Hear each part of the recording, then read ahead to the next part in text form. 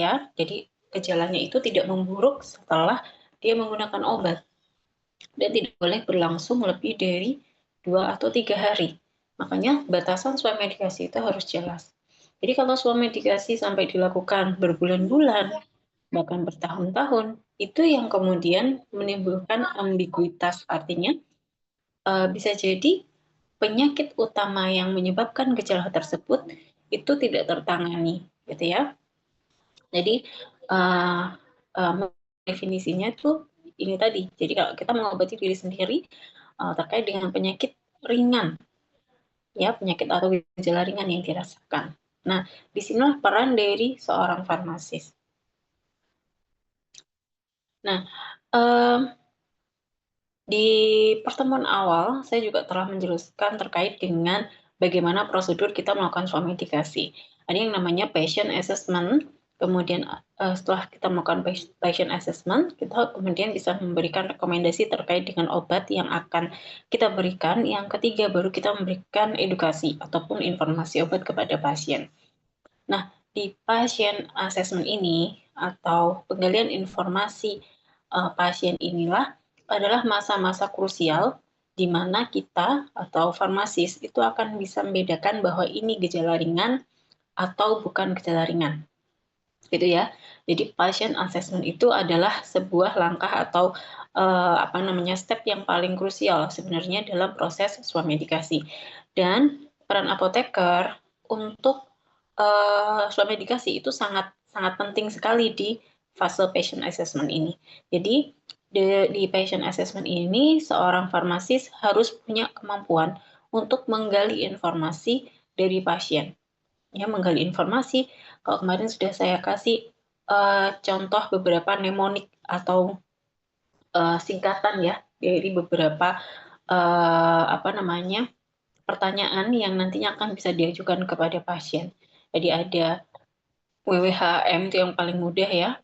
Kemudian ada ASMETOD dan sebagainya. Nanti silakan dibuka lagi.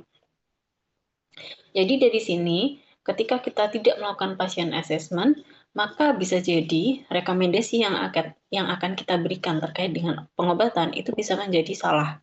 Gitu ya. Jadi di patient assessment ini adalah fase paling krusial. Jadi nanti ketika adik-adik akan praktek yang namanya swamedikasi di farmasi klinik kah ataupun dimanapun gitu ya, di farmasi klinik atau di mata kuliah yang lainnya, maka ketika ada pasien yang datang untuk swamedikasi, maka yang pertama kali harus dilakukan adalah melakukan patient assessment. Gitu ya. Jadi di sini adik-adik harus bisa menggali gejala apa yang dirasakan oleh pasien, apakah mengganggu, kemudian kalau nyeri itu adik-adik mungkin bisa menambahkan skala nyerinya berapa dari 1 sampai 10 gitu ya. Kemudian adik-adik juga bisa tanyakan kapan mulai muncul gejala, sudah diobati atau belum, itu menentukan gitu ya. Kalau misalkan sudah diobati ternyata tidak memberikan efektivitas, ya tidak berkurang sakitnya atau mungkin bertambah parah, maka sudah saatnya pasien tersebut tidak melakukan swamedikasi. Tapi pasien tersebut harus periksa ke dokter gitu ya untuk mengetahui penyakit utamanya itu sebenarnya apa gitu ya. Nah, kalau sudah patient assessment itu adik-adik bisa menggali secara keseluruhan termasuk resiko bahayanya. Contoh nanti yang saya berikan contoh tuh di diari, sebenarnya adik-adik sudah pernah dapat diari juga. Cuma nanti saya perlu ada beberapa penekanan juga terkait dengan resiko kegawat daulatan pada kasus diare, gitu ya. Nah, adik-adik juga harus menggali apakah pasien itu ada penyakit penyerta atau komorbid, ya. Jadi kalau misalkan ada komorbid, bisa jadi itu berkaitan dengan penyakit atau gejala yang dialami saat ini. Contoh apa? Ini gangguan penglihatan pada pasien DM. Gangguan penglihatan pada pasien DM itu bisa jadi adalah manifestasi dari penyakit DM-nya. Jadi kalau misalkan DM itu kan komplikasi jangka panjangnya bisa mengalami retinopati. Nah, ketika kemudian adik-adik mengetahui ada beberapa penyakit penyerta yang diderita oleh pasien, itu bisa jadi nanti akan menjadi informasi tambahan terkait dengan gejala yang saat ini dialami oleh pasien, gitu ya. Nah, kalau kita sudah sampai pada step patient assessment di sini, maka baru kita memilihkan, merekomendasikan obat apa yang tepat, obat apa yang sesuai, dan obat apa yang cocok untuk pasien. Termasuk di sini juga memperhatikan dari faktor kemampuan ekonomi pasien untuk membeli obat. Karena kan kalau swamedikasi pasti dia membeli obat sendiri gitu ya, tidak mungkin menggunakan BPJS gitu kan. Jadi pilihkan obat yang kira-kira pasien bisa beli. Kemudian pastikan bahwa obat-obat yang digunakan itu adalah obat-obat yang tidak menyalahi aturan. Jadi bisa menggunakan obat bebas, bebas terbatas, ataupun obat wajib apotek. Jadi hanya 3 itu ya.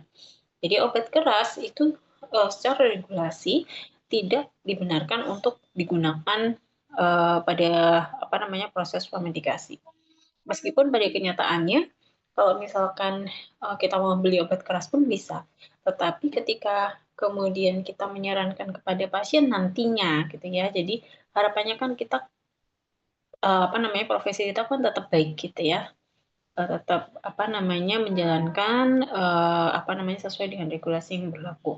Jadi pilihlah atau pilihkan obat-obatan yang termasuk atau yang sesuai dengan regulasi untuk premedikasi.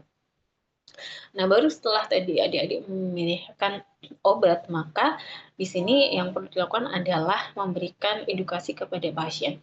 Edukasi untuk swamedikasi itu bisa saran non-farmakologi dan juga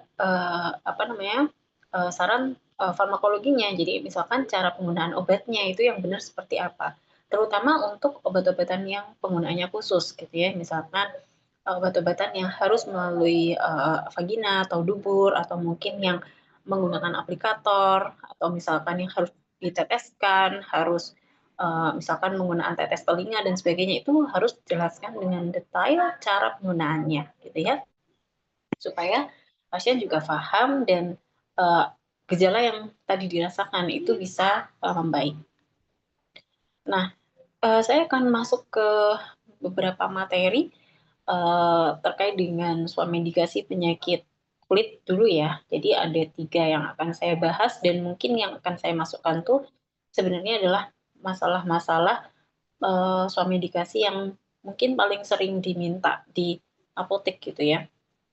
Meskipun sebenarnya kasusnya tuh banyak yang lainnya juga. Jadi saya ambil 3 topik, yaitu ada dermatitis atopik, ada dermatitis kontak, dan ada pedikulosis. Jadi kalau pedikulosis sebenarnya hampir mirip sama skabies, ya. Cuman perbedaannya kalau skabies itu uh, apa namanya uh, penyebabnya dan juga area yang terkena itu sedikit berbeda dengan pedikulosis, gitu ya. Jadi kita akan bahas terkait dengan 3 penyakit ini. Saya mulai dulu dari dermatitis atopik. Sebenarnya kalau dermatitis itu adalah kondisi di mana kulit itu mengalami kemerahan dan gatal gitu ya. Jadi arti dermatitis secara umum gitu ya. Nah, dermatitis itu kemudian segmennya banyak ya, dibagi menjadi beberapa tipe gitu ya. Ada dermatitis atopik, ada dermatitis kontak, ada dermatitis seboroik. Sebenarnya kalau seboroik itu sebenarnya kayak mirip ketombe, tapi yang sangat parah gitu ya. Ketombe yang sampai kulitnya itu bersisi atau berkerak ya, kulit kepalanya. Ada bahkan yang parah itu bisa sampai ke bagian leher, kemudian bagian kepala, kening gitu ya, di daerah situ itu juga mengalami bersisik gitu ya. Itu dermatitis seboroik. Tapi nggak saya bahas di sini gitu ya. Yang akan saya bahas dan mungkin ini topik yang mungkin paling sering juga untuk keluar di OSCE itu ada 2 topik, dermatitis atopik sama dermatitis kontak biasanya. Jadi perbedaannya adalah kalau atopik ini sebenarnya berkaitan sama genetik ya. Jadi kalau dermatitis atopik itu kaitannya sama genetik. Jadi dalam suatu sumber menyatakan bahwa terjadinya dermatitis atopik itu disebabkan karena adanya disregulasi atau ketidakseimbangan sebenarnya antara dari sistem imun bawaannya, kemudian ketidakseimbangan dari apa namanya sitokinnya atau ketidakseimbangan antara apa namanya mikrobiomnya, ada gangguan dari epitel ataupun barrier dari kulit. Nah, jadi prosesnya itu sebenarnya sangat kompleks. Tapi yang jelas faktor utamanya adalah genetik. Makanya untuk membedakan apakah dia dermatitis atopik ataukah dermatitis kontak itu adalah adanya riwayat ya, riwayat atau uh, riwayat keluarga bahwa keluarga ada yang pernah mengalami dermatitis atau eksim atau asma. Nah, maka kemungkinan besar dia mengalaminya adalah dermatitis atopik, bukan dermatitis kontak. Karena nanti ada beberapa gejala dari dermatitis sedikit tidak bisa dibedakan dengan dermatitis kontak gitu ya. Nah, terkait dengan ini semua gitu, jadi kalau kalau di sini sebenarnya dermatitis atopik itu ternyata juga meningkat pada anak-anak yang apa namanya ya, yang lahirnya tidak melalui pervaginam. Jadi biasanya anak-anak atau bayi yang lahir melalui apa namanya operasi sesar itu dapat menyebabkan gangguan dari keseimbangan mikrobiom. Mbak jangan dicoret-coret. Ya, jadi keseimbangan mikrobiom karena ketika seorang bayi itu lahir pervaginam, jadi melewati apa namanya jalur lahirnya, maka akan terjadi kontak antara kulit si bayi atau apa namanya kulit bayi tersebut dengan mikroba atau flora normal yang ada di vagina. Jadi kalau di vagina itu sebenarnya kan mikrobanya itu atau flora normalnya cukup banyak gitu ya. Jadi itu ada fungi, ada lactobacillus dan sebagainya. Nah, itulah yang kemudian menyebabkan adanya kontak antara kulit dengan uh, apa namanya mikroba meningkatkan keseimbangan mikrobiom. Makanya kalau mungkin sekarang banyak produk kosmetik yang ada hubungannya sama mikrobiom, itu fungsinya adalah untuk apa namanya apa namanya ya, menjaga dari barrier kulit. Jadi meningkatkan skin barrier-nya itu lebih kuat. Nah, pada anak-anak yang mengalami dermatitis atopik, skin barrier-nya itu tidak kuat sehingga ketika kemudian ada apa namanya ada bakteri, maka dia akan lebih mudah untuk apa namanya mengalami inflamasi, gitu ya. Nah, gejala umum dari dermatitis atopik ini sebenarnya hampir mirip dengan semua dermatitis gitu ya. Jadi ada gatal, ada rasa gatal dan kulit yang kering, gitu ya. Nah, ada 3 fase dari dermatitis atopik di sini. Uh, jadi ada 3 fase dermatitis atopik. Jadi yang bisa terjadi ada di fase bayi, fase anak, dan juga fase dewasa.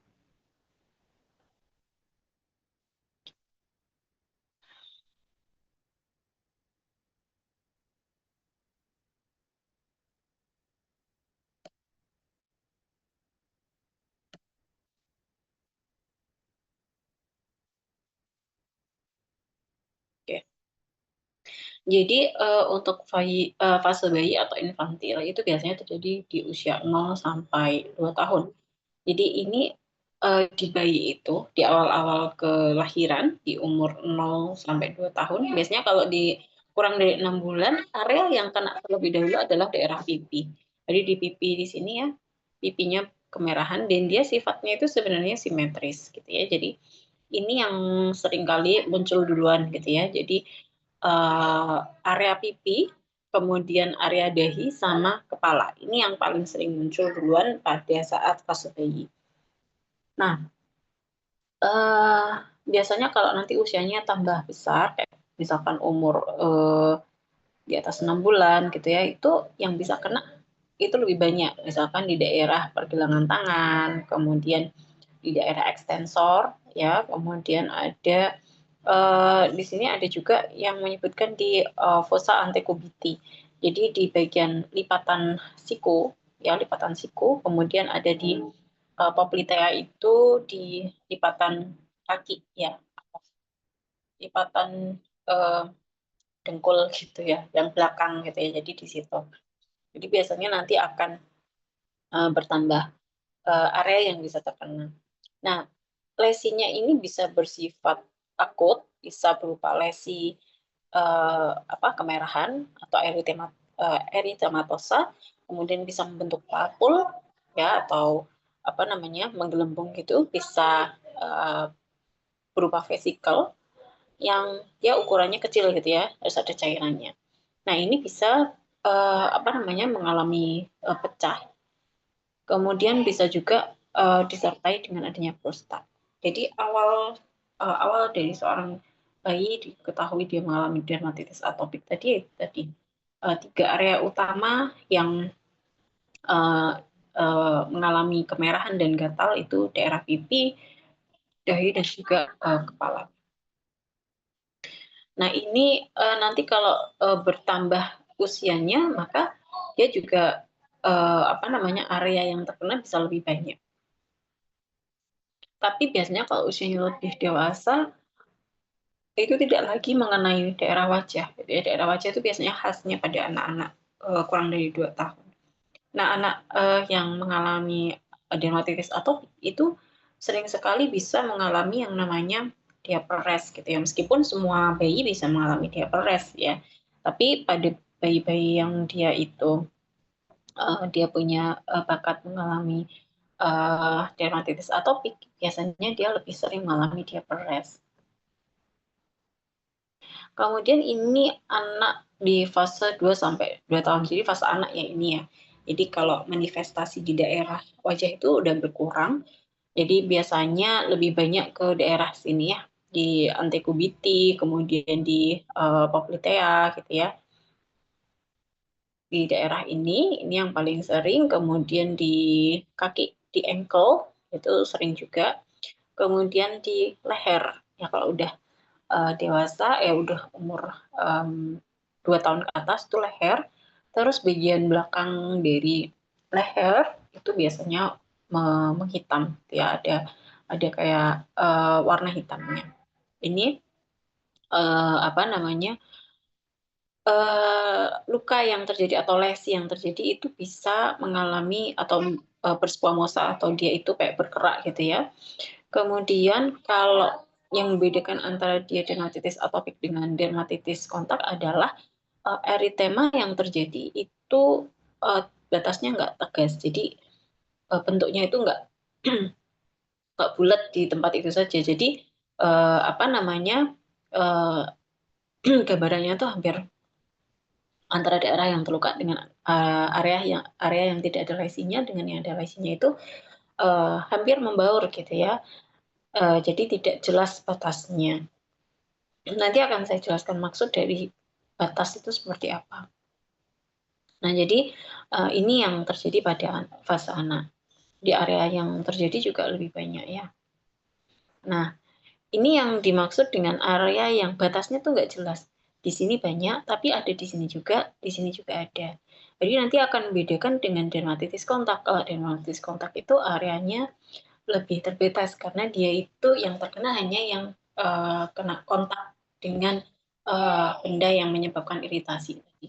Nah, ini yang di fase dewasa. Jadi kalau yang di fase dewasa umumnya berupa ini. Jadi bisa berupa dermatitis numularis atau dia bercak-bercaknya itu kayak bentuknya koin gitu. Kemudian yang paling sering adalah dia mengalami yang namanya likenifikasi. Jadi dia kayak membentuk lichen gitu ya. Jadi kayak membentuk kerak gitu ya. Kerak, kulitnya menebal dan mengeras. Jadi kayak gini dan dia ini sangat gatal. Jadi ini bisa terjadi di mana saja bisa di kaki, kemudian bisa di leher, kemudian di tangan juga bisa gitu ya. Jadi ini gambaran khas dermatitis atopik pada fase dewasa. Nah, ini adalah beberapa faktor ya. Ada sebenarnya ada beberapa faktor yang memicu selain tadi genetik, ada beberapa makanan yang mungkin memicu. Jadi kita harus cari tahu gitu ya. Jadi bisa makanan, bisa faktor lain kayak misalkan debu, bulu, kemudian bahan kimia tertentu, kemudian perubahan suhu yang sangat sangat cepat gitu ya. Jadi perubahan suhu misalkan dari panas ke dingin atau dari dingin ke panas gitu ya, adanya bahan kimia tertentu, serbuk sari, bakteri, bahkan adanya perubahan emosi itu juga bisa memicu terjadinya dermatitis atopik. Nah, diagnosis dari dermatitis atopik itu yang jelas yang harus ada adalah kulitnya terasa gatal. Ya, dia suka menggaruk gitu ya, menggaruk-garuk ataupun menggosok-gosok badannya yang terasa gatal tadi. Nah, ini yang wajib. Tambahannya adalah paling enggak 3 ya, 3 ke atas. Boleh 3 atau 4 atau semuanya ada itu menjadi penguat pada tegaknya diagnosis. Jadi satu, adanya riwayat keterlibatan kulit area lipatan, ya. Jadi ada nggak di lipatan. Kemudian adanya riwayat asma atau rinitis alergi. Ini baik pada anaknya atau keluarganya. Itu juga meningkatkan resiko atau meningkatkan dugaan atau diagnosis dari dermatitis atopik. Terus kulit kering, jadi adanya riwayat kulit kering dalam 1 tahun terakhir. Kemudian onset terjadinya sebelum usia 2 tahun. Terus ada dermatitis lipatan yang terlihat ya, jadi pada eksensor atau pada pipi ataupun dahi itu ya, itu semua ditemukan, maka kita akan bisa menegakkan diagnosis dermatitis atopik. Nah, farmasis mendiagnosis enggak gitu ya. Jadi sebenarnya farmasis itu kan tidak mendiagnosis terkait dengan penyakit dermatitis atopik, tapi ketika kita mengetahui tanda dan gejalanya, kita bisa menduga bahwa ini adalah arahnya ke dermatitis atopik, yang ini arahnya ke dermatitis apa, yang ini bukan, seperti itu ya. Jadi diagnosis di sini bukan berarti kita akan menegakkan diagnosis, tapi membantu kita untuk mengenali apakah memang tanda-tandanya itu mirip dengan gejala yang sudah kita duga atau penyakit yang kita duga, sehingga kita nanti akan bisa memberikan pilihan obat yang tepat kepada pasien, gitu ya. Jadi untuk menjelaskan atau untuk menegakkan atau untuk menduga gitu ya penyakit yang sebenarnya itu apa, maka kita harus tahu dulu bahwa ada beberapa gejala yang wajib ada dan beberapa tambahan yang harus muncul gitu ya. Makanya tadi kenapa di pertanyaan WWHAM itu perlu menanyakan riwayat penyakitnya. Sudah berapa lama, apakah terjadinya itu kapan, apakah kejadiannya ini pernah berulang atau tidak, kemudian ada riwayat penyakitnya sebelumnya sama atau enggak, atau pernah mengalami ini atau enggak, atau ada keluarga yang pernah mengalami hal tersebut gitu ya. Nah, kalau dermatitis kontak itu pasti tidak muncul namanya riwayat keluarga. Ya, tapi kalau dermatitis atopik itu ada riwayat keluarga tadi, kayak misalkan ada yang pernah mengalami rinitis alergi, atau ada yang pernah mengalami asma, atau memang ada keluarga yang mengalami eksim, itu akan memperkuat dugaan kita bahwa si pasien mengalami dermatitis atopik. Nah, untuk terapinya itu kita bedakan menjadi terapi non-farmakologi sama terapi farmakologi. Untuk terapi non-farmakologinya sebenarnya yang utama adalah satu, mengidentifikasi sebenarnya apa sih yang menjadi pemicu dari rasa gatalnya, gitu ya. Mengidentifikasi, kalau sudah teridentifikasi maka perlu dilakukan upaya untuk menghindari uh, senyawa atau iritan atau alergen yang memang tadi memicu gatal. Gitu ya. Ada yang dia itu setiap kali misalkan makan makanan yang mengandung coklat, dia baru kemudian merasa gatal gitu ya. Ada juga yang kemudian misalkan dia nyemplung ini ya, sering renang. Kalau renang itu kan ada klorin gitu ya. Atau kaporit gitu ya yang mungkin pada beberapa orang itu sensitif gitu ya ketika dia berenang di kolam yang ada kaporitnya atau klorinnya, dia akan cenderung untuk mengalami gatal-gatal gitu ya. Maka yang pertama kali harus dilakukan adalah mengidentifikasi. Jadi cara mengidentifikasi apakah alergen sebenarnya yang dia bisa memicu gatal itu bisa dilakukan namanya tes alergi ya, kalau nggak salah prick test ya kalau nggak salah, nanti bisa dilakukan analisis terkait dengan itu. Tapi biayanya cukup mahal kalau dilakukan sendiri itu kalau nggak salah sekitar 2,5 juta sampai dengan 3 juta untuk melakukan pemeriksaan terkait dengan alergen apa yang memicu terjadinya gatal pada anak-anak yang bayi ya, biasanya bayi ataupun anak-anak yang memang sering mengalami dermatitis berulang, gitu ya. Kemudian terapi yang lain yang bisa dilakukan atau saran sebenarnya saran farmakologi lain yang bisa diberikan adalah kalau mandi sebaiknya menggunakan air yang hangat atau mungkin lebih cenderung ke dingin, jangan menggunakan air panas gitu ya. Karena itu akan bisa memicu terjadinya dermatitis. Air yang dingin yang dimaksud tuh yang air yang biasa ya, bukan yang dingin ekstrim gitu ya. Jadi kalau misalkan untuk mencegah tadi kan karena ada perubahan suhu yang cepat dan ekstrim itu akan bisa memicu terjadinya dermatitis atopik. Maka gunakan air yang hangat atau suam-suam kuku gitu ya. Itu bisa dipakai. Kemudian menggunakan baju itu yang berbahan katun yang menyerap keringat sehingga jadi ya nggak muncul gatal. Biasanya kalau pada anak yang dermatitis kontak adanya biang keringat itu atau kalau dia sumuan gitu ya, kepanasan, itu dia gampang untuk garuk-garuk. Kemudian yang penting di sini adalah membersihkan tempat tidur, rumah, mainan gitu ya dari debu itu lebih sering. Terus kayak misalkan punya AC gitu ya itu juga harus sering dibersihkan. Kemudian penggunaan lotion gitu ya atau emollient lotion yang yang dia itu fungsinya untuk meningkatkan barrier kulit tadi ya.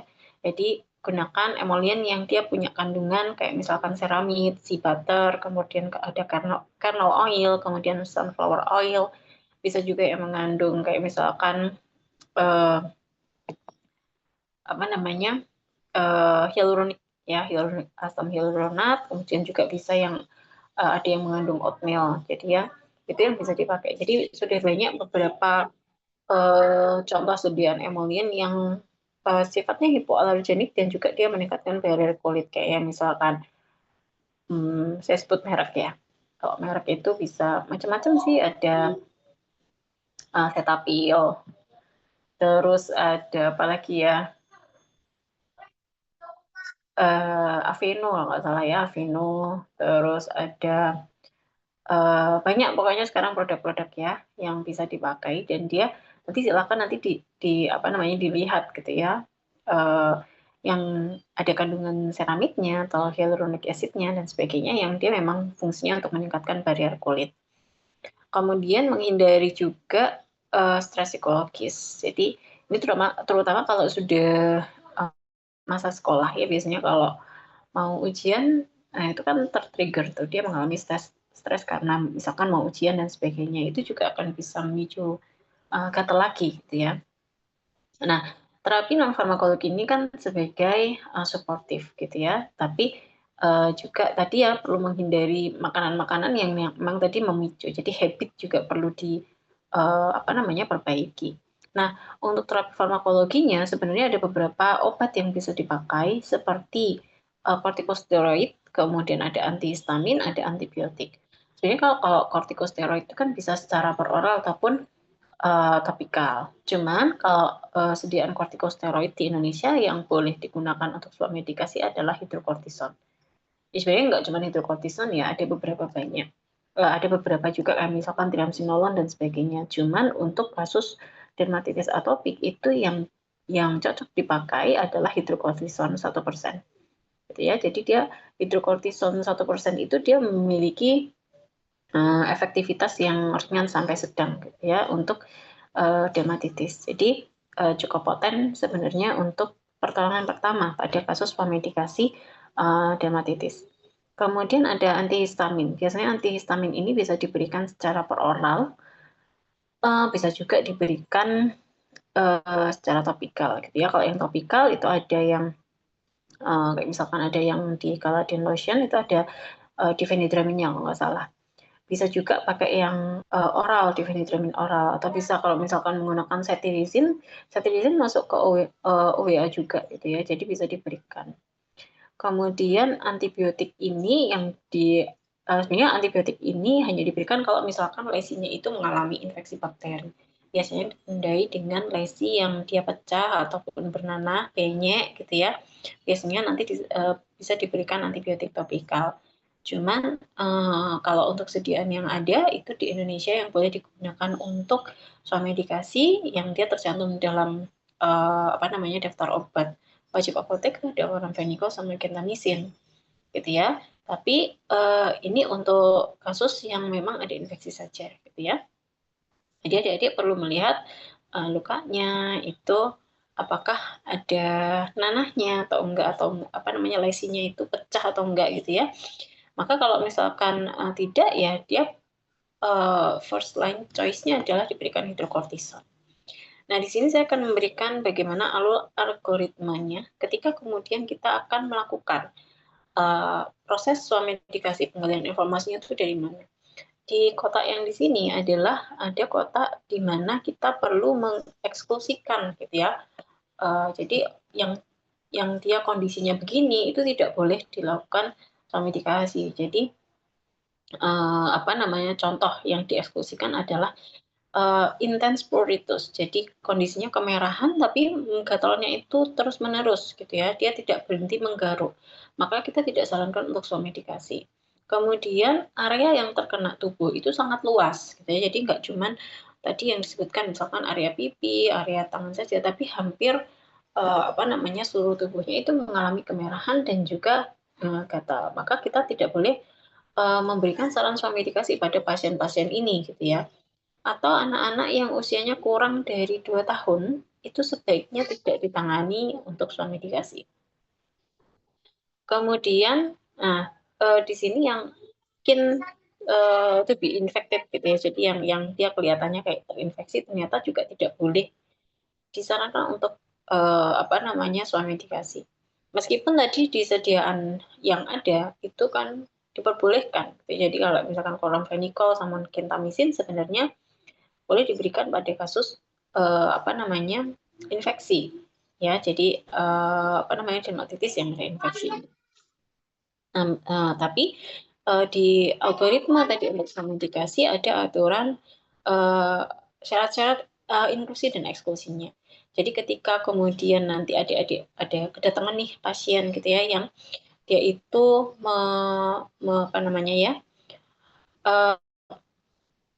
mengeluhkan gitu ya, kulitnya kemerahan, gatal, maka yang harus kita lakukan ini adalah obtain history-nya. Jadi melakukan history taking-nya, jadi atau melakukan penggalian informasi area mana yang sudah area mana saja yang gatal, kemudian durasinya berapa lama, ada lesinya atau enggak, lesinya seperti apa, daerah mana saja yang ada lesinya.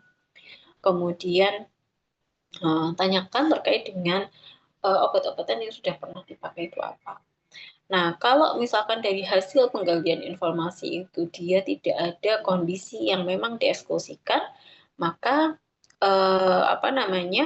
kita bisa lanjut, gitu ya. Kita bisa lanjutkan, kayak misalkan bertanya apakah ada weeping atau oozing lesion. Jadi dia itu kayak tadi penyek gitu ya atau cair gitu ya lukanya gitu ya. Lukanya misalkan ada nanah, bukan nanah ya lesi yang kemudian pecah gitu ya. Nah, kalau misalkan ada kriteria eksklusi yang ditemukan dari hasil penggalian informasi, itu langsung disarankan saja bahwa pasien tersebut tidak bisa melakukan swamedikasi, tapi harus ke dokter ya. Nah, kalau misalkan ada weeping lesion, maka disarankan bahwa pasien tersebut harus menggunakan kompres dingin dulu, gitu ya, berikan kompres dingin. Kalau dia membaik dalam 2 hari, maka kita nanti akan lanjutkan dengan terapi yang lain.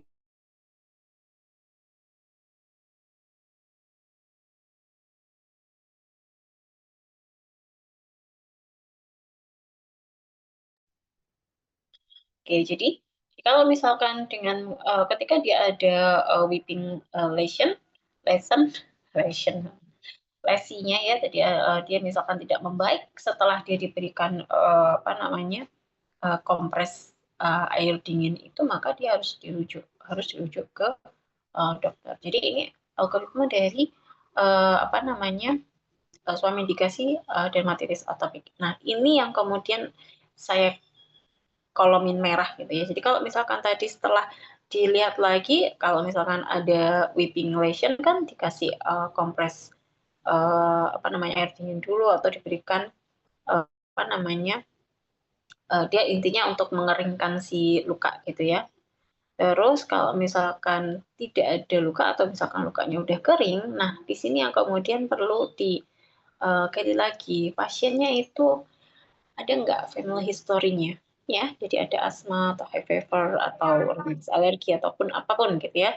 Pasien-pasien yang dia punya riwayat alergi di keluarganya, ya pasti dia akan dicurigai dermatitis atopik.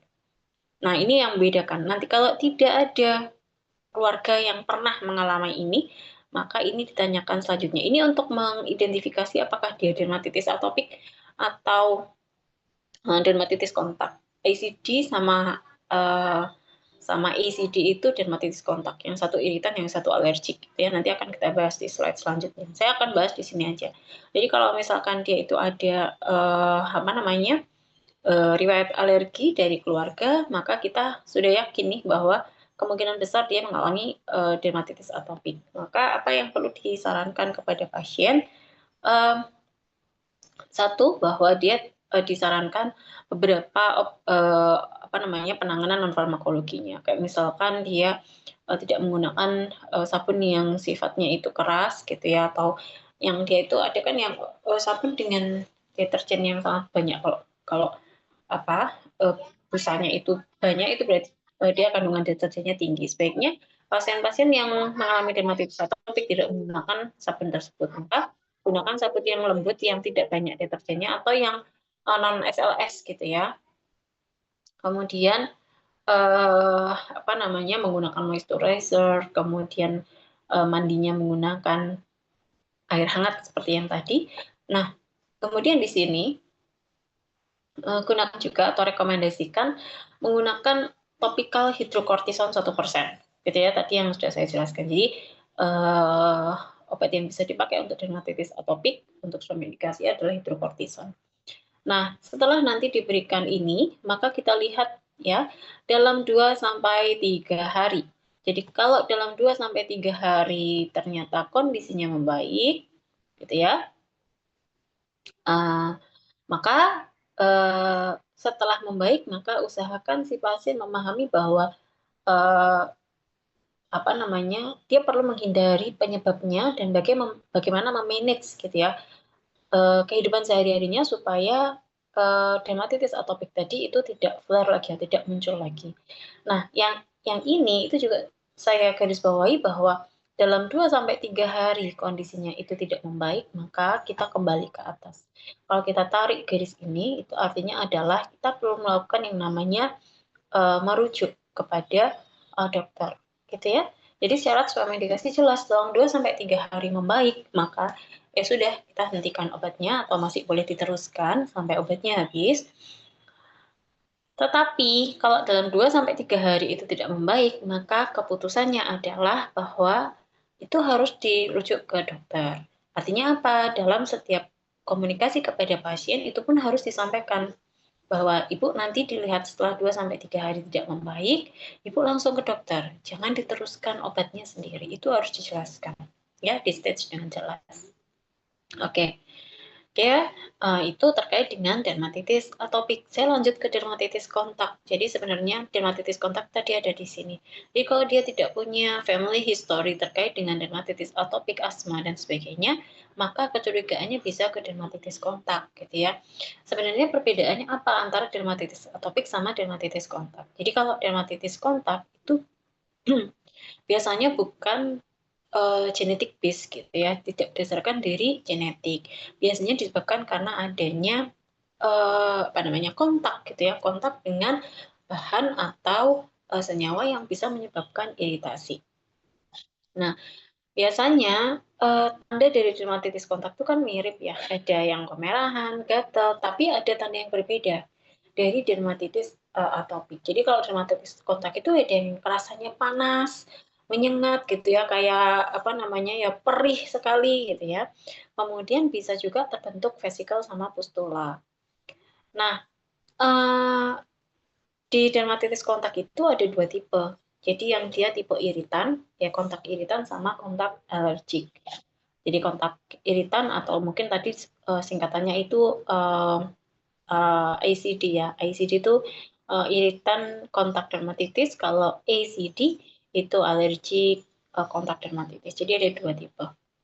Jadi perbedaannya sama-sama dia kontak dengan iritan atau alergen, tetapi biasanya reaksinya kalau yang dermatitis kontak itu lebih cepat. Setelah terpapar, dia biasanya akan mengalami apa namanya reaksi, yaitu kalau yang iritan alergi itu biasanya dia sistemnya delay gitu ya, reaksinya tertunda dan biasanya melibatkan dari sistem imun seseorang. Jadi ada kontak antara alergen tadi akan menyebabkan aktivasi dari sel imun. Jadi biasanya nanti terkait sama reaksi hipersensitivitas tipe 4. Jadi mungkin masih ingat ya, reaksi hipersensitivitas itu ada beberapa tipe, 1, 2, 3, dan 4 gitu ya. Jadi yang dermatitis kontak yang alergik itu termasuk yang hipersensitivitas terlambat atau yang tipe 4 tadi. Nah, siapa sih yang paling sering mengalami dermatitis kontak iritan? Itu adalah berkaitan dengan pekerjaan biasanya. Pekerjaan yang memang berhubungan dengan senyawa iritan. Nah, dermatitis kontak itu kan tadi bisa bersifat kronis, bisa bersifat akut sebenarnya. Dua-duanya ya, yang kontak iritan ICD ataupun ACD itu bisa bersifat akut atau bisa bersifat kronis. Nah, kalau yang dermatitis kontak iritan akut itu begitu dia biasanya terpaparnya karena senyawa yang sifatnya sangat asam atau yang sifatnya sangat basa kuat atau basa lemah gitu ya.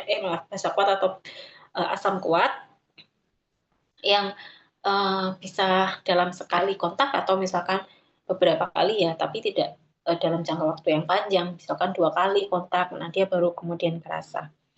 Kalau dermatitis kontak iritan yang kronis, ini biasanya akan muncul dalam beberapa minggu atau bahkan bulan gitu ya, tergantung tergantung sifatnya, sifat iritannya. Semakin dia itu sifatnya lemah, ya munculnya akan lebih lama. Frekuensi kontaknya itu juga ya kalau misalkan dia sering menggunakan atau tidak sering menggunakan itu bisa masuk ke ini.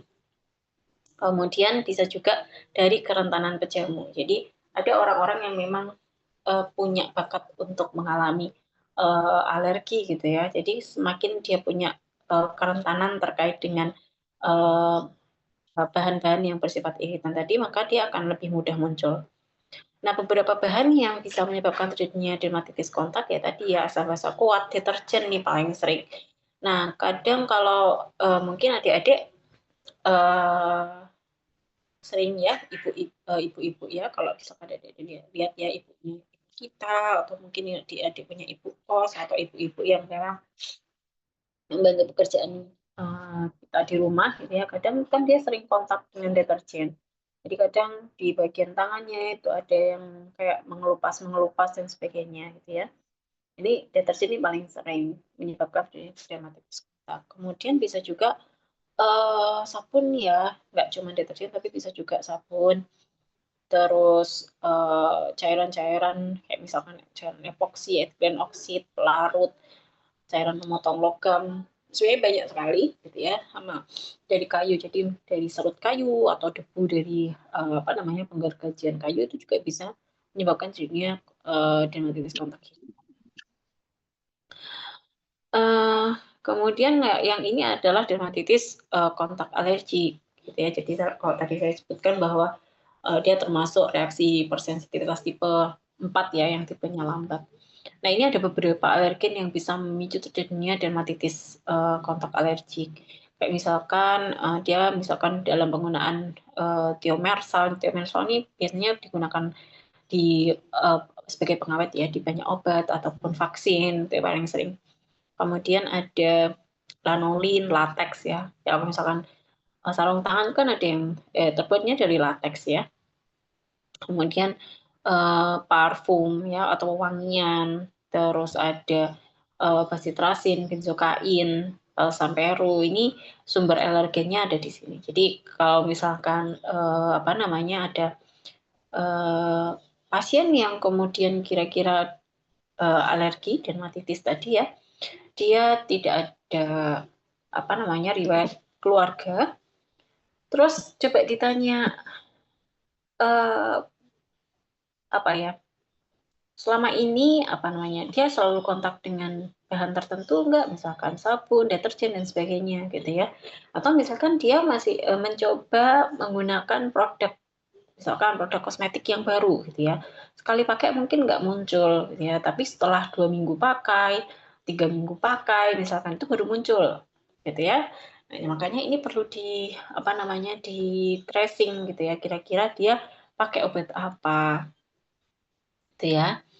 Nah, ini adalah manifestasi dari dermatitis kontak irritan dan dermatitis kontak alergi. Kalau kita lihat sebenarnya kita bisa lihat kalau yang kontak yang iritan yang akut itu apa namanya ya sifatnya lebih apa ya masif ya artinya ada rasa terbakar di situ nyeri yang hebat gitu ya panas dan sebagainya kayak misalkan kalau kita kena cairan ini ya cairan pembersih lantai yang dari asam kuat itu kan itu akan terasa perih gitu ya perih sampai mungkin beberapa hari gitu ya baru hilang nanti setelah misalkan kita sering menggunakan lotion makanya kan kalau kita menggunakan cairan pembersih yang terbuat dari asam kuat ataupun basa kuat gitu ya itu kan memang harus menggunakan sarung tangan atau menggunakan APD. Nah kalau yang kronis ini biasanya sudah ini mohon maaf ini salah ketik ya ini squamosa gitu ya bukan squama nanti di ini ya diperbaiki jadi kalau yang kronis itu kulitnya udah kering ya ada squamosa atau sisiknya terus bisa juga mengalami hiperkeratosis mungkin hampir mirip sama dermatitis atopik tadi yang pada fase dewasa jadi dia sudah juga terbentuk yang namanya lichenifikasi gitu ya. Nah, cuman perbedaannya kalau di dermatitis kontak itu dia ada batas jelas tadi ya. Batas jelasnya itu ya dia yang mengalami kemerahan hanya pada daerah yang memang kontak dengan bahan itu gitu ya. Jadi apa namanya antara dermatitis kontak iritan dan alergi yang kronis itu agak sulit nanti dibedakan sama yang dermatitis atopik gitu. Nah ini biasanya kalau adik-adik pernah tahu, jadi kalau dermatitis kontak yang iritan yang kronis itu bisa muncul yang namanya visura, luka. Kayak misalkan adik-adik pernah tahu yang kaki yang apa namanya pecah-pecah gitu ya. Jadi kalau kalau dulu mungkin zaman dulu ibu ibu ya ibu itu kan memang bekerja sendiri ya. Kalau dulu kan memang belum terlalu banyak produk kosmetik gitu ya. Kalau sekarang kan sudah. Jadi kalau dulu yang saya cerita ibu saya itu kalau saya lihat kakinya pecah-pecah gitu ya. Saya tanya ibu kenapa kok itu sakit apa enggak gitu ya. Jadi apa namanya ternyata ketika ditanya sakit itu sakit gitu ya. Jadi memang ketika muncul visura pada dermatitis kontak kronis karena memang mungkin sering terpapar sama deterjen gitu ya karena kan sering harus mencuci sendiri. Padahal kan memang belum ada mesin cuci gitu ya. Dan visura itu munculnya ada rasa nyeri di situ. Nah, untuk terapi dari dermatitis kontak iritan ataupun alergi sebenarnya hampir mirip. Jadi kalau apa namanya yang utama pasti menghindari produk-produk yang bersifat iritan tadi.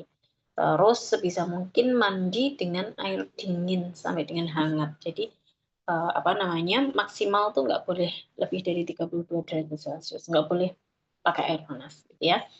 Menggunakan sabun hipoalergenik mirip ya, tapi sama kayak iritan. Menggunakan lotion ataupun emollient yang meningkatkan barrier kulit kemudian menggunakan pelindung diri. Pelindung diri saat menggunakan kontak iritan. Kayak misalkan kita tahu bahwa kita itu kalau kena deterjen itu tangannya glodoki gitu ya, atau apa namanya bersisi gatal, maka ya nanti kalau nyuci lagi ya harus pakai sarung tangan, gitu ya. Nah, untuk terapi farmakologi, kalau menurut panduan algoritmanya itu bisa menggunakan kortikosteroid topikal, kayak misalkan hidrokortison, desoksimetasone, ini yang tersedia di Indonesia, yang boleh dipakai untuk suami dikasih ya.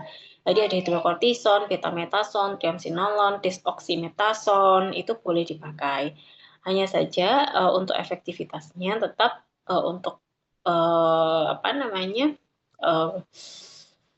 dermatitis itu saran pertamanya adalah menggunakan hidrokortison cream, gitu ya.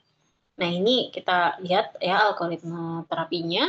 Jadi ada beberapa sama, ini ada beberapa kriteria eksklusi dari uh, pasien yang diduga mengalami dermatitis kontak gitu ya. Jadi kayak misalkan ini, ya contoh misalkan, nah dermatitisnya itu berlangsung lebih dari 2 minggu, itu udah nggak boleh gitu ya.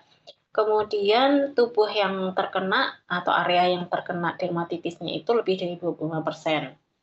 Ya, jadi areanya lebar gitu ya, jadi itu nggak boleh. Kemudian ada bula atau bula ya. Ya, bula itu apa namanya? Dia itu kayak apa sih? Benjolan yang isinya cairan tapi ukurannya agak besar. Kalau vesikel itu lebih kecil gitu ya. Nah, kalau ada bula itu nggak boleh. Kemudian uh, ada pembengkakan pada ekstremitas itu juga dia masuk ke kriteria apa namanya eksklusi gitu ya. Kemudian ada mengalami ini ya pada daerah genitalia, yang gatal itu pada daerah genitalia, kemerahan, mau gatal, kemudian membengkak itu juga nggak boleh. Kemudian melibatkan ini, jadi mulut, ya mukosa mulut, mata, hidung, anus, ya daerah-daerah ini yang gatal itu juga tidak disarankan untuk suami dikasih. Jadi untuk suami dikasih area kulit saja ya, area kulit tadi, dan dia tidak lebih dari 25%, gitu ya. Kemudian, nah ini jadi tadi kalau misalkan kita lihat pasiennya itu ada gatal yang intens, kemudian kemerahan, kemudian ada rash. Nah tadi kita lihat kalau misalkan memang apa namanya dia itu tidak mengarah kepada dermatitis atopik, kita lihat yang lainnya. Jadi ada vesikel enggak, ada gula atau enggak. Kalau kalau apa namanya ada blister dan sebagainya gitu ya. Kemudian kalau misalkan iya, maka kita sarankan diberikan ini hidrokortison topikal. Kalau yang ini nggak ada ya di Indonesia ya. Kalau apa namanya aluminium asetat kompres itu kan nggak ada. Biasanya kita cuma cold water kompres aja. Kemudian colloid oatmeal bath itu ada ya di Indonesia sediaan yang sudah ada oatmealnya, itu bisa dipakai. Nah, kalau misalkan tidak ada blister, tidak ada vesikel, tidak ada gula, ini boleh kemudian direkomendasikan. Makanya kalau kita lihat di sini rekomendasinya sama-sama hidrokortison. Perbedaannya kalau ada gula itu disarankan menggunakan yang krim, bukan yang ointment atau bukan yang salep, yang krim ya. Tapi kalau tidak ada gula atau tidak ada vesikel itu bisa pakai hidrokortison yang krim. Ointment juga boleh, jadi boleh dua-duanya. Kemudian pakai lotion yang dia bisa melembabkan, ya, yang mengandung kalamin, ya mengurangi gatal ya. Kalamin, fenol, mentol, camphor itu bisa mengurangi gatal. Kemudian kalau sudah kita lakukan reassessment setelah di terapi tadi di reassessment dalam 2 hari. Kalau misalkan apa namanya misalkan ada gejalanya itu masih apa namanya masih ada ya, jadi kita bisa tambahkan gitu ya beberapa terapi yang lain. Nanti akses lagi di 2 sampai 7 hari. Kalau sudah membaik ya berarti oke lanjut. Tapi kalau belum ya ini harus di apa namanya di refer ke dokter atau disarankan untuk rujuk ke dokter. Oke ya, itu untuk dermatitis. Nah, kita lanjut ke pedikulasis. Ini sudah jam gini, semoga nyampe ya. Banyak banget materinya. Kalau pedikulosis ini kutuan, jadi kalau misalkan mungkin yang paling sering kutu rambut ya. Jadi kutu itu uh, ada tiga yang mengenai kepala, namanya pedikulosis capitis. Kemudian pada daerah pubik ada nyebutnya ada pedikulosis pubik, ada juga pedikulosis corporis yang mengenai seluruh daerah badan gitu ya, area tubuh. Nah, ini penularannya agak sedikit berbeda ya, tapi sebenarnya semuanya berasal dari kontak langsung. Kalau untuk yang pedikulosis capitis itu biasanya terjadi karena kontak langsung dari bahan-bahan, maaf, barang-barang pribadi kayak topi, penggunaan sisir bersamaan, itu bisa menyebabkan terjadinya pedikulosis capitis, semisal gitu ya. Satu orang itu ada yang mengalami kutu rambut gitu ya.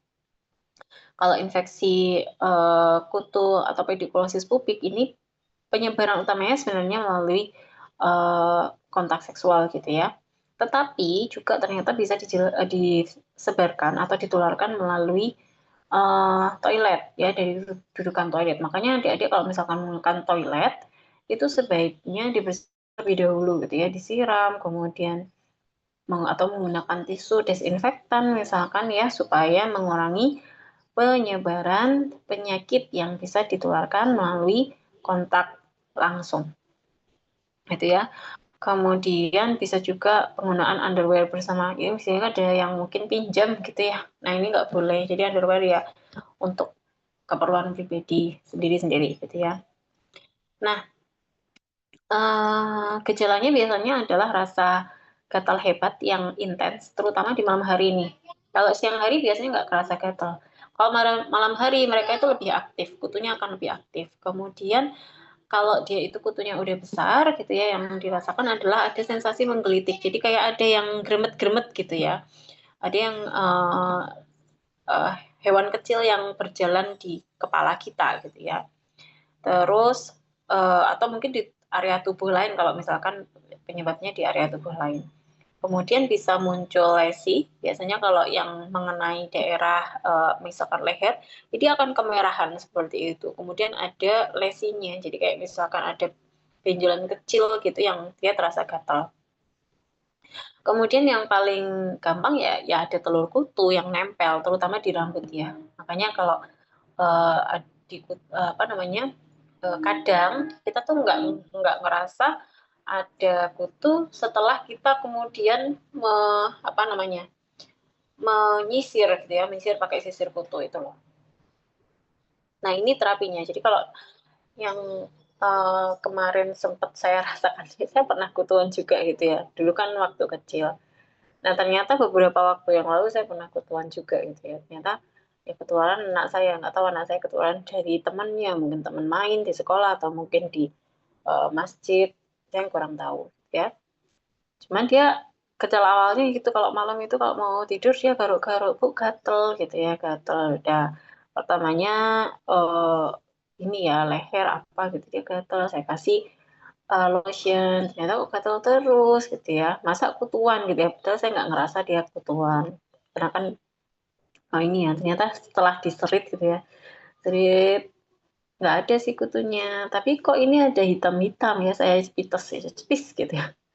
Loh, Mbak, ini kutu gitu ya. Jadi memang kalau apa namanya, kutu itu bisa nular banget gitu. Apalagi dari anak yang ini, anak-anak orang tua juga bisa gitu ya. Tapi lebih cepat kalau misalkan ke orang dewasa ya. Maksudnya penanganannya lebih cepat orang dewasa biasanya. Kalau anak-anak itu nggak tahu kenapa, mungkin karena main bersama sudah karena tuh harus nanti dia ketularan lagi dan seterusnya.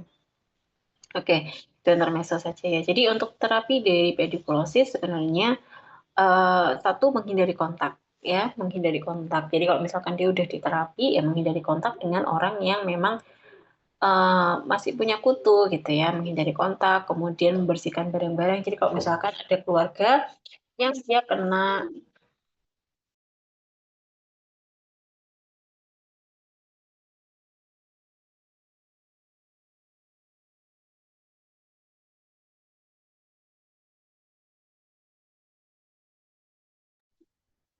mohon maaf saya lanjutkan ya. Jadi tadi membersihkan barang-barang, kalau misalkan ada orang rumah yang kena kutu, jadi spray, kemudian kasur, itu sebisa mungkin harus diganti, kemudian di vacuum cleaner, kemudian sering dibersihkan.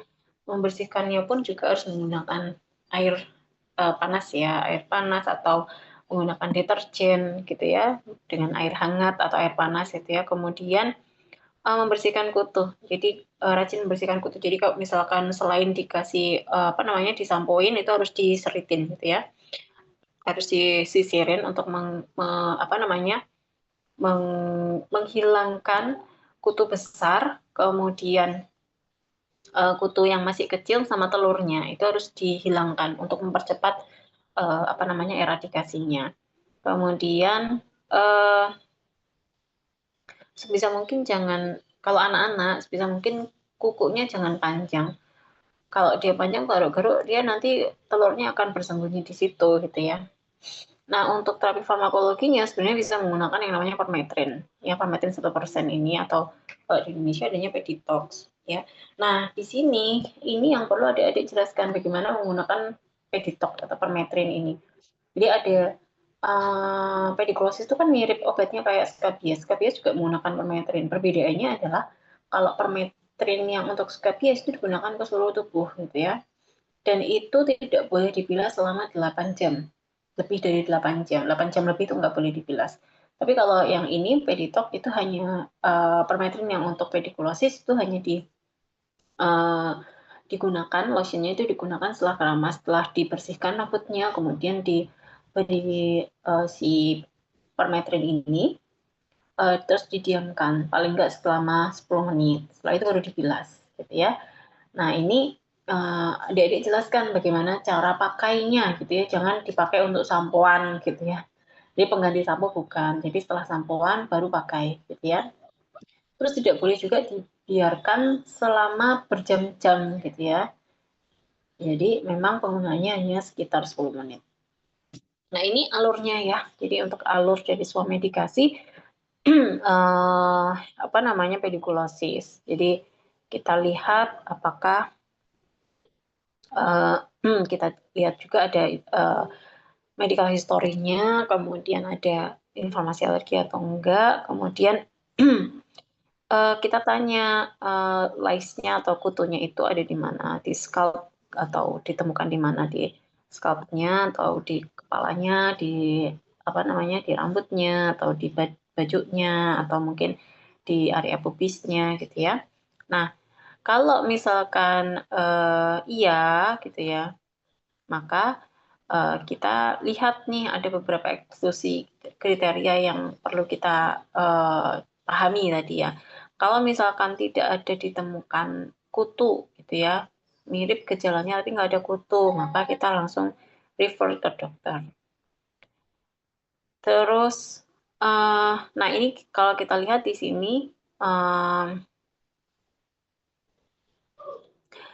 sebenarnya sama ya. Jadi area yang mau terkena itu apapun gitu ya. Ini kalau apa namanya area yang terkena itu adalah area pubik atau tadi pedikulosis pubik gitu ya.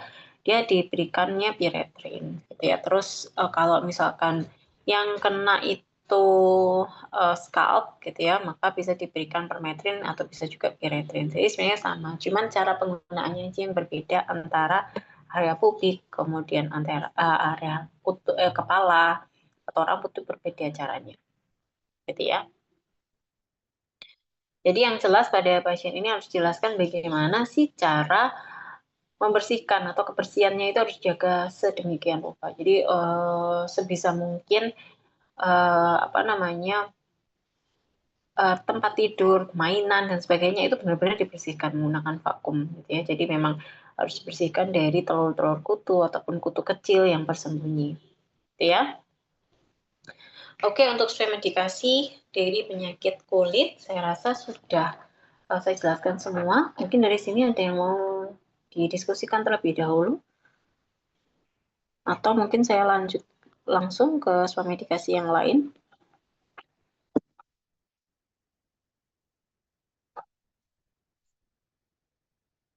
Oke.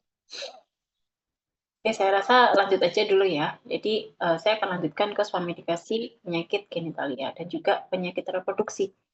Jadi yang saya ambil di sini cuma dua, dysmenorrhea sama candidiasis vulvovaginal. Jadi candidiasis atau biasanya mungkin sering disebut sebagai keputihan gitu ya, sama dysmenorrhea. Sebenarnya banyak sekali ya yang bisa kita apa namanya lakukan, kayak misalkan adik-adik kalau misalkan ada yang mau suami dikasih menggunakan kontrasepsi gitu ya, Mbak mau beli obat kontrasepsi gitu ya. Itu sebenarnya juga ada ini ya. Jadi kalau di OWA obat kontrasepsi itu boleh diberikan asalkan sudah pernah menggunakan. Jadi dia hanya sifatnya pengulangan. Jadi kalau di OWA 3 itu boleh dipakai asalkan dia pengulangan, ya. Sudah pernah diresepkan oleh dokter sebelumnya. Tapi harus mengerti juga, jadi kayak misalkan alat-alat kontrasepsi yang bisa diberikan pada pasien selain yang obat hormonal itu apa. Cuman nggak kita bahas banyak sebenarnya kalau bilang mau dibahas. Oke, saya lanjut dulu ya ke vulvovaginal candidiasis. Nah, ini adalah infeksi vulva ataupun vagina yang penyebabnya adalah candidiasis, candida sp, ya, candida albicans itu paling sering, jadi candida sp atau jamur ya di sini ya, bukan bakteri, bukan yang lainnya, jadi candida itu si jamur gitu ya. Jadi dia bukan termasuk ke infeksi yang menular seksual ya, bukan apa namanya, bukan infeksi seksual menular ya, bukan yang penyakit kelamin, bukan. Jadi bukan yang menular itu. Jadi di sini memang dia sebenarnya vulvovaginal candidiasis itu kan dia disebabkan oleh Candida albicans. Candida ini ya sebenarnya adalah flora normal yang memang ada di apa namanya saluran genital gitu ya. Tetapi candidiasis vulvovaginal ini dia akan meningkat kalau misalkan dia sudah aktif secara seksual. Jadi kalau misalkan belum aktif secara seksual itu biasanya tidak terjadi yang namanya candidiasis vulvovaginal. Gitu ya. Jadi kalau misalkan ya ada mungkin tidak banyak, lebih banyak pada wanita yang memang sudah melakukan aktivitas seksual. Nah, gejalanya meliputi apa? Biasanya bisa berupa keputihan yang abnormal. Ya, keputihannya abnormal. Kalau keputihan yang normal itu kan biasanya ya warnanya itu bening gitu ya, cairan bening yang dia tidak berbau. Tapi kalau jumlahnya juga tidak terlalu banyak. Kalau dia keputihannya berwarna putih susu, itu ya sudah abnormal gitu ya. Kemudian yang biasanya tidak berbau. Kalau berbau itu biasanya penyebabnya adalah bakteri. Jadi kalau keputihannya itu bisa berwarna putih atau agak kekuningan atau mungkin bahkan kehijauan dan berbau tidak sedap, ini biasanya penyebabnya bukan Candida, tapi penyebabnya bisa berupa bakteri, gitu ya. Nah, gejala candidiasis vagina ini atau apa namanya vaginal candidiasis ini biasanya akan terasa nyeri saat dia itu buang air kecil atau berkemih, gitu ya. Kemudian ada rasa terbakar, ada rasa gatal, kemudian juga bisa juga mengalami kemerahan atau bengkak pada area vaginanya. Jadi perbedaannya nanti kita harus membedakan candidiasis vagina atau uh, apa vulvovaginal, infeksi vulvovaginal yang disebabkan oleh bakteri. Jadi kalau yang candidiasis ini boleh di apa namanya boleh di suami dikasih, tapi kalau penyebabnya bakteri tidak. Nah ini perbedaannya antara uh, infeksi yang disebabkan oleh bakteri, kemudian candida sama trichomonas. Jadi kalau kita lihat di sini perbedaannya ya. Jadi kalau bakteri itu biasanya encer banyak gitu ya. Terus bisa berwarna macam-macam ya, ada yang bisa grey, ada yang agak putih, agak apa namanya ya, agak kekuningan gitu ya, grey atau agak keabu-abuan, agak kehijauan, terus agak kecoklatan, terus baunya biasanya nggak enak gitu ya. Kalau yang vulvovaginal candidiasis ini biasanya dia keputihannya itu apa namanya, nggak banyak gitu ya, nggak encer ya, jadi dia agak lengket, terus kayak apa namanya, kayak pasta lah gitu ya. Kemudian dia masih warnanya putih ya, putih susu tadi, terus tanpa ada bau. Kalau yang trichomonas itu, nah ini bisa warnanya kekuningan atau kehijauan, kemudian ada pruritus juga, iritasi, dysuria. Jadi hampir mirip tapi perbedaannya di warna, gitu ya. Jadi uh, apa namanya, kalau trichomonas ini termasuk pada sexual transmitted infection gitu ya, STI. Kalau yang ini kan bukan. Nah, ini adalah faktor penyebab dari terjadinya kandidiasis pada vulva vaginal. Kehamilan itu pada ibu hamil itu sering sekali berisiko mengalami kandidiasis atau keputihan. Kemudian pasien-pasien atau orang-orang yang perempuan yang menggunakan kontrasepsi hormonal, pasien dengan diabetes mellitus, sistem imunnya yang mengalami gangguan atau menggunakan obat-obatan imunosupresan itu beresiko mengalami kandidiasis, termasuk juga orang-orang yang menggunakan antibiotik gitu ya dalam beberapa waktu gitu ya, itu juga bisa mengalami kandidiasis ya, karena biasanya antibiotik itu akan menyebabkan rusaknya flora normal pada uh, saluran cerna, termasuk juga saluran vagina gitu ya, di vaginal, di saluran genital itu juga akan rusak, biasanya akan mengalami yang namanya kandidiasis. Nah, tujuan terapi dari kandidiasis ini ada eradikasi infeksinya, memulihkan flora normal lagi, mencegah infeksi berulang. Ini untuk terapi non farmakologinya. Jadi untuk terapi non farmakologi itu berarti kita biasanya mengedukasi terkait dengan pola perawatan ya dari apa namanya, gaya hidupnya, termasuk juga cara membersihkan area genital. Jadi setelah dibersihkan maka sebaiknya harus dikeringkan gitu ya. Jadi ketika apa namanya, setelah mandi atau setelah BAK itu harus dibersihkan dengan air yang bersih gitu ya. Kemudian cara membersihkannya juga harus jelas dari arah depan ke belakang ya, bukan sebaliknya. Kemudian apa namanya, setelah dibersihkan perlu dikeringkan ya area yang tadi basah tadi harus dikeringkan. Kemudian tidak menggunakan cairan-cairan pewangi pada area vagina, atau misalkan menggunakan pembersih vagina pun tidak boleh yang menggunakan wangian ya. Kemudian hindari penggunaan konsumsi makanan tinggi gula. Terus kalau menggunakan celana juga tidak boleh yang terlalu ketat gitu ya. Jadi usahakan yang dia memiliki sirkulasi yang baik. Terus bahannya juga harus bahan yang menyerap keringat gitu ya, seperti bahan yang katun. Jangan menggunakan bahan-bahan yang dia memang tidak menyerap keringat gitu ya. Itu akan meningkatkan pertumbuhan dari kandida. Kemudian, nah ini masih belum apa namanya, masih debatable ya, mengkonsumsi yogurt gitu ya. Jadi apa namanya, minuman-minuman probiotik itu diduga dapat apa namanya, membantu untuk menormalkan flora normal yang ada di area vagina. Ini untuk terapi non farmakologinya.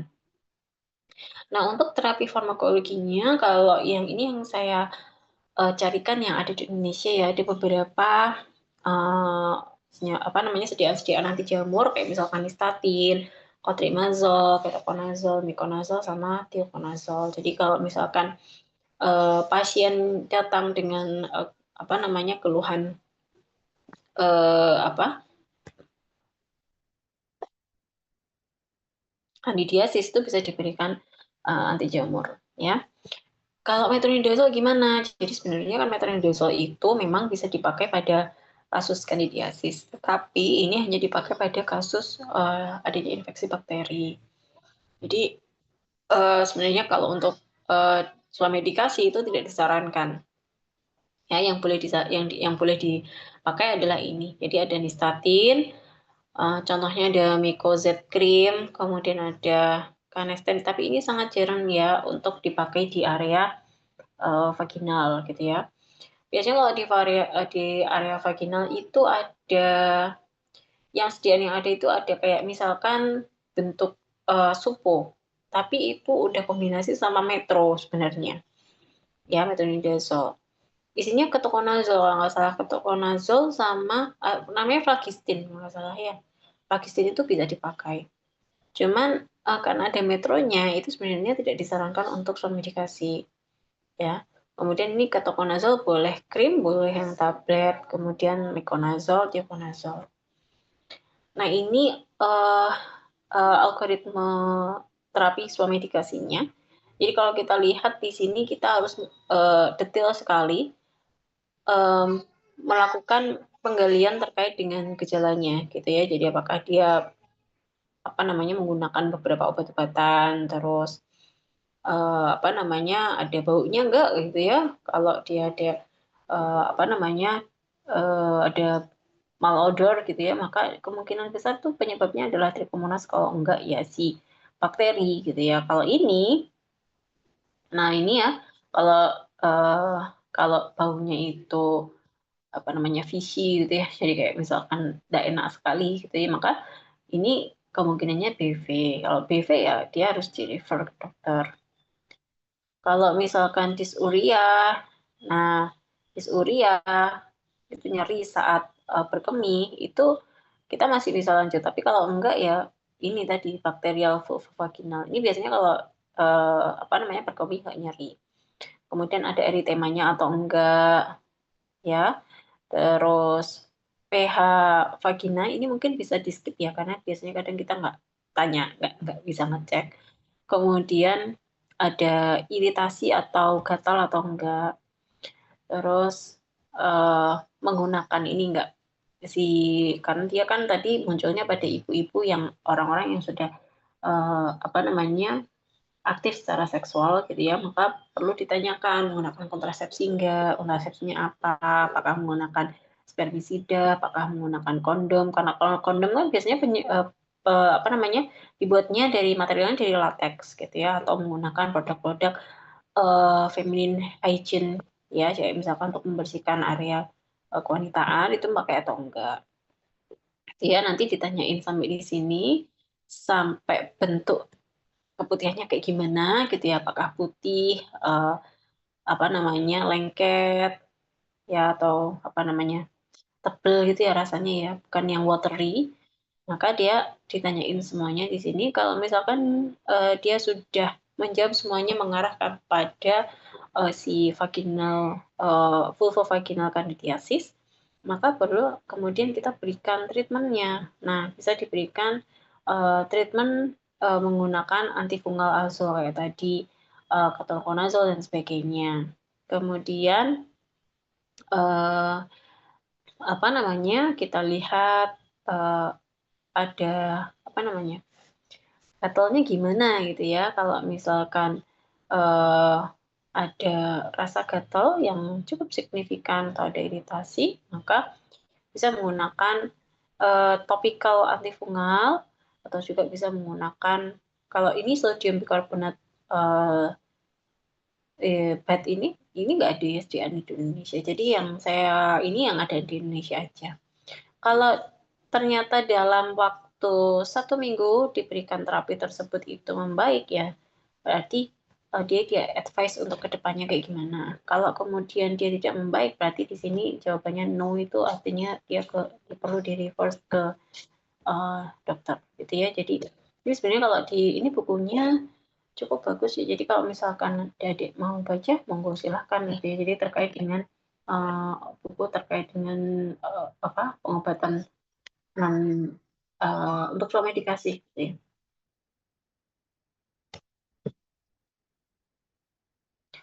Oke, nah ini adalah beberapa edukasi yang mungkin adik-adik perlu berikan. Kalau misalkan obatnya itu menggunakan alat khusus, kayak misalkan menggunakan aplikator, ya obat-obatan yang di vagina. Kalau yang di Indonesia yang saya sebutkan di sini nggak ada ya, jadi hanya krim-krim saja. Tapi kalau misalkan tadi menggunakan semacam supo,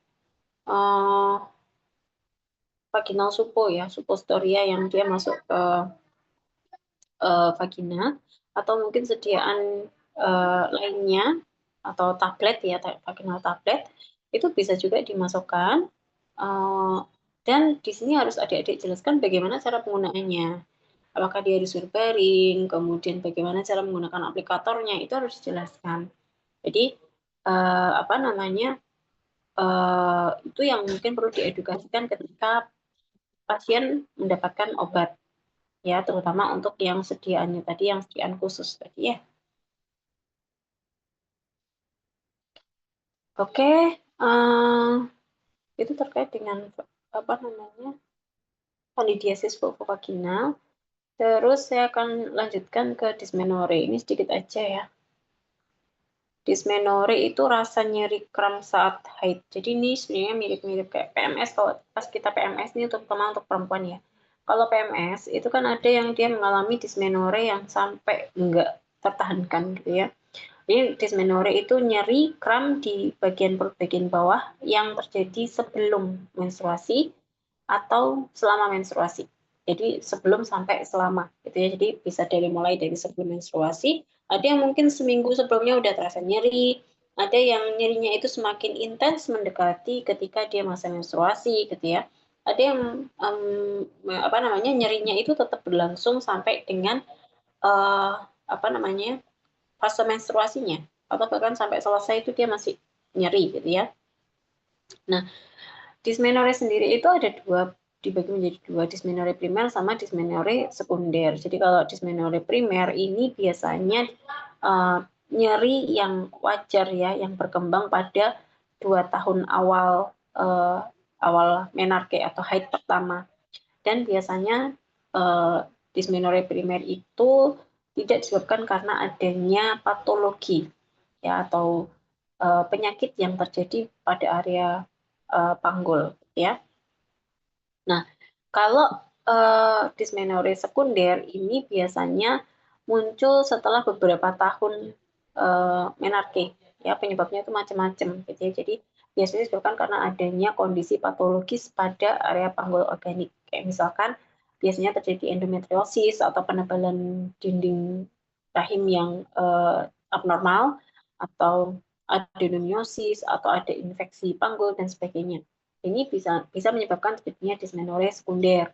Nah, dysmenorrhea sekunder ini rata-rata bisa menyebabkan nyeri haid yang cukup hebat ya dibandingkan dengan dysmenorrhea primer yang tidak ada apa namanya patologis. Jadi ini perbedaannya dari dysmenorrhea primer sama sekunder, dari onsetnya, kemudian apa namanya, tipe apa namanya, menstruasinya itu lancar atau enggak, reguler atau enggak, kemudian nyerinya, responnya terhadap NSAID bagaimana. Biasanya kalau dysmenorrhea sekunder itu tidak terlalu mempan kalau misalkan diberikan NSAID, gitu ya. Nah, jadi ini apa namanya, beberapa perbedaan antara dysmenorrhea primer sama dysmenorrhea sekunder. Nah, ini tadi ya, ini gejala untuk dysmenorrhea primer sebenarnya bisa berlangsung selama 48 jam ya sampai 72 jam. Ya, jadi kalau dari awal, dari sebelum menstruasi sampai setelah menstruasi. Gitu ya. Jadi ini yang di awal-awal itu seperti itu. Kemudian untuk terapi non farmakologinya gimana? Sebenarnya untuk terapi non farmakologinya itu hanya misalkan kalau nyeri biasanya enak ya dikompres menggunakan air hangat gitu ya. Jadi bisa berolahraga atau misalkan melakukan akupressure atau pijat pada area yang sakit atau daerah punggung gitu ya. Atau bisa juga menggunakan kayak misalkan semacam minyak kayu putih ya, biasanya ada yang juga seperti itu.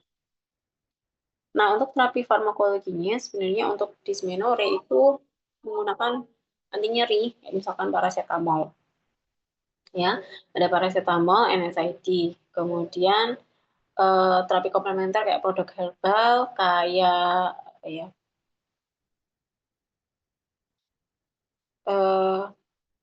Produk herbal kayak misalkan apa? Kiranti, kayak gitu-gitu ya. Itu bisa dipakai. Nah, untuk yang NSAID hanya ada 3 obat yang boleh dipakai untuk self-medikasi. Ada aspirin, asam levonamat, sama ibuprofen. Jadi Di Indonesia cuman itu, yang sama paracetamol ya. Jadi paracetamol kayak misalkan Feminax itu kan dia ada, saya lupa ada ibuprofennya apa paracetamol ya. Jadi cuman anti nyerinya itu cuman aspirin, asam flavonoid sama ibuprofen yang boleh dipakai untuk swamedikasi. Nah, ini adalah algoritma dari swamedikasi dysmenorrhea gitu ya. Jadi kalau kita lihat ya sama tadi ya. Jadi ini adalah step yang paling penting untuk menentukan apakah tadi dia bisa di uh, swamedikasi atau enggak. Jadi kalau kita lihat di sini ada kotak untuk kriteria eksklusinya. Ini adik-adik harus apa namanya paham ya. Jadi kalau ada uh, severe dysmenorrhea, jadi dysmenorrhea yang berat, yang kadang dia kalau misalkan nyeri itu sampai pingsan, sampai berkeringat banyak, sampai mengganggu aktivitas itu nggak boleh kemudian dilakukan swamedikasi. Kemudian uh, dysmenorrhea-nya ini apa namanya simptomnya atau gejalanya itu inkonsisten. Jadi kadang dia itu mengalami dysmenorrhea juga atau nyeri di bawah perut di luar waktu onset mensnya gitu ya. Jadi memang bukan di masa-masa dia mens atau sebelum mens gitu, tapi ada onset lain setelah misalkan selesai seminggu setelahnya kok muncul itu dia nggak boleh diswamedikasi. Kemudian ada histori PID atau infertility atau siklus mens yang nggak teratur, endometriosis itu nggak boleh ya. Beberapa alergi kayak misalkan ada bleeding disorder juga nggak boleh dilakukan apa namanya swamedikasi gitu ya. Hmm, nah sebentar kita lihat ya.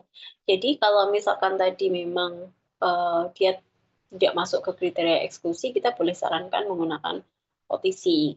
Ya, OTC yang tadi ya, misalkan aspirin, ibuprofen boleh, bisa pakai apa namanya paracetamol atau asamifenamat gitu ya, itu kan boleh dipakai. Ya, asamifenamat tadi masuk nggak ya? Ya masuk ya. Asamifenamat 500 mg itu boleh dipakai. Tetapi, tetapi kita perlu perhatikan lagi bahwa simptomnya membaik atau enggak. Jadi setelah diobati selama kurang lebih 3 harian ternyata, atau nggak usah 3 harian lah ya, kalau nyeri kan biasanya ketika dia merasakan nyeri, terus setelah minum obat itu sudah mulai membaik, maka ya dia dianggapnya simptomnya membaik gitu ya. Kalau misalkan membaik ya dilanjutkan dengan menggunakan obat tersebut selama siklus menstruasinya. Tapi kalau misalkan tidak membaik itu bisa direvaluasi misalkan mungkin dosisnya yang perlu ditingkatkan. Tapi kalau misalkan memang setelah dosisnya ditingkatkan tetap tidak membaik, maka dia harus segera dirujuk ya ke rumah sakit. Takutnya ada penyakit-penyakit tadi, ada endometriosis atau mungkin ada apa namanya tumor atau apapun ya atau miom dan sebagainya itu yang mungkin perlu dilihat lagi. Itu ya. Terakhir yang mau akan saya jelaskan adalah diare. Diare ini adalah swamedikasi di penyakit saluran cerna. Saya ambil diare saja ini karena kasus yang paling banyak. Gitu ya. Kalau konstipasi sebenarnya juga ada, cuman kasus kegawat daruratan untuk diare itu lebih banyak. Ya.